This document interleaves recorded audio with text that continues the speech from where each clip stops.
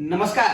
कळमुरीचा NMS scholarship specialist आणि सर्व शालेय स्पर्धा परीक्षा स्पेशालिस्ट विद्यार्थी मित्रांनो, 22 डिसेंबर रोजी 22 डिसेंबरला एनएमएस स्कॉलरशिप एनएमएस एक्झाम परीक्षा होणार आहे.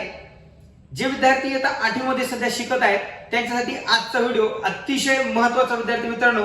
आणि आजच्या व्हिडिओमध्ये जी तुम्हाला मी माहिती देतो या माहितीवर आधारित एक किंवा दोन प्रश्न हे जसेच्या तसे उतरण्याची शक्यता आहे. त्यामुळं आपण आपल्या चॅनलला नवीन असाल तर लगेच आपल्या चॅनलला तुम्ही सबस्क्राईब करून घ्या आणि जेणेकरून आजचा व्हिडिओ हा अतिशय महत्त्वाचा विद्यार्थी मित्रांनो तुमचे नक्कीच आपला जो सॅट आणि मॅथचे जे पेपर असतात त्यामध्ये सॅटचा जो पेपर आहे इतिहास, भूगोल आणि नागरिकशास्त्र, सामाजिक शास्त्र आणि सामाजिक शास्त्रामध्ये जे 35 प्रश्न तुम्हाला विचारले जाणार आहेत त्यापैकी काही प्रश्न हे जसेच्या तसे आपल्या चॅनलवर तुम्हाला पाहायला मिळतील हे मी तुम्हाला आजच सांगतो या ठिकाणी. आणि नक्कीच बघा आजचा जो व्हिडिओ आहे मुलांनो, बघा व्यक्ती आणि व्यक्ती चरित्र आणि परिचय. विद्यार्थी मित्रांनो, जो इतिहासचा जो पेपर असतो त्या इतिहासच्या पेपरमध्ये त्या ठिकाणी तुम्हाला काही प्रश्न असे विचारले जातात की आपल्या पाठ्यपुस्तकातले म्हणजे इतिहास या पाठ्यपुस्तकातले काही चित्र तुम्हाला दिले जातात आणि त्या चित्रामध्ये बाजूला एक चित्र दिले जाते आणि चित्राशी संबंधित तुम्हाला माहिती दिली जाते आणि त्या माहितीच्या आधारे विचारले जाते की संबंधित चित्र कशा संबंधित आहे आणि तो प्रश्न कसा सोडवायचा. त्यासाठी आपल्या इतिहासच्या पुस्तकामध्ये जवळपास 75 चित्र दिलेले आहेत. ते चित्र 75 चित्र दिलेले आहे. ते चित्र त्या चित्राशी संबंधित माहिती ही तुम्हाला असणं अतिशय या ठिकाणी गरजेचं आहे. बघा मुलांनो, मी तुमच्या समोर आज काही चित्र स्वरूपात काही माहिती घेऊन आलेलो आहोत. हे प्रश्न जसेच्या तसे येणार आहेत. बघा या ठिकाणी हे जे तुम्हाला चित्र दिसते लिओनार्दो द विंची. अरे का बघ पाठ्यपुस्तकात आपल्या पहिल्या एक दुसऱ्या घटकामध्ये आहे लिओनार्दो द विंची असं एक चित्र दिलं जातं आणि त्या चित्रासंबंधी तुम्हाला एक किंवा दोन प्रश्न त्या ठिकाणी विचारले जातात. लिओनार्दो द विंची यांची माहिती बघा. त्यांचा जन्म आहे 15 एप्रिल 1452 इटली या ठिकाणी. म्हणजे एक लक्षात घ्यायचं की लिओनार्दो द विंची हे कुठले होते, ते इटलीचे होते. मृत्यू 2 मे 1599. आता त्यांनी काय केलं होतं बघा, तर त्याचं कार्य बघा. लिओनार्दो द विंची हे प्रबोधन काळातील अष्टपैलू व्यक्तिमत्व मानले जाते. त्यांनी कोणकोणत्या आता अष्टपैलू व्यक्तिमत्व म्हणल्याच्या नंतर त्यांनी कोणकोणत्या विषयावर त्याचं प्रभुत्व होतं माहित असलं पाहिजे आपल्याला. शिल्पकला, स्थापत्यकला, गणित, अभियांत्रिकी, संगीत आणि खगोलशास्त्र यासारख्या विविध विषयावर त्यांचं प्रभुत्व होतं.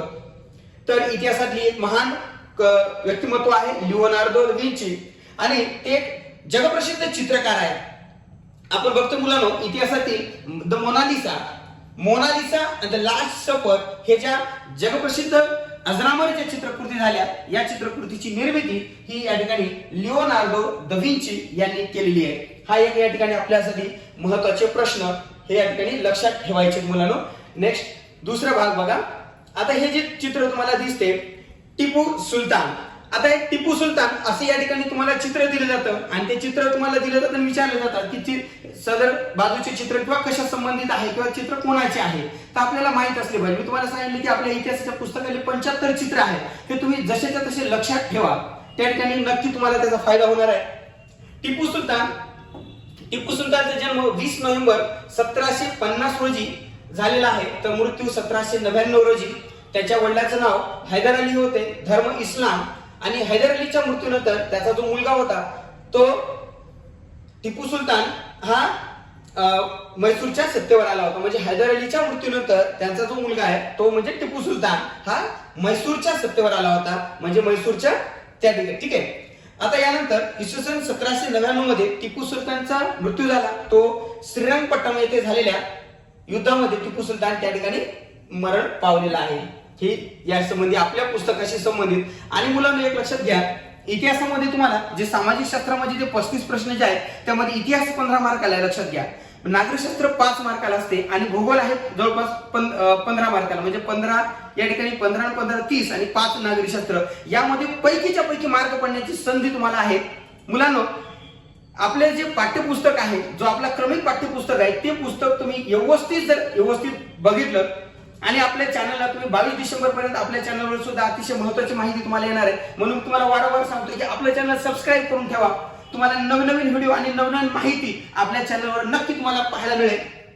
बघा मुलांनो या ठिकाणी दुसरं जे चित्र आहे रणजित सिंह. आता रणजित सिंह यांचं कार्य काय बघा. त्यांचा जन्म झालेला आहे 13 नोव्हेंबर 1780 रोजी, मृत्यू 27 जून 1839 रोजी, म्हणजे 58 वर्ष त्यांचं जीवन कार्य आहे आणि लाहोर या ठिकाणीचे होते. त्यांचे वडील सरदार भगत सिंग, आई राजकौर, त्यासोबत राज्याभिषेक झाला होता त्यांचा लाहोर किल्ल्यामध्ये 12 एप्रिल 1801 ला. रणजित सिंहच्या मृत्यूनंतर त्यांचा अल्पवयीन मुलगा हा दिलीप सिंह गादीवर आले होते. ठीक आहे, हे झालं रणजित सिंह यांची माहिती. आपण असं तुम्हाला व्यवस्थित सांगतो मुलांनो, बघा. आणि पुढचं चित्र आहे बघा, जमशेदजी टाटा. आता जमशेदजी टाटा यांचे कार्य आपल्या भारत देशासाठी अतिशय मोलाचं कार्य आहे मुलांनो.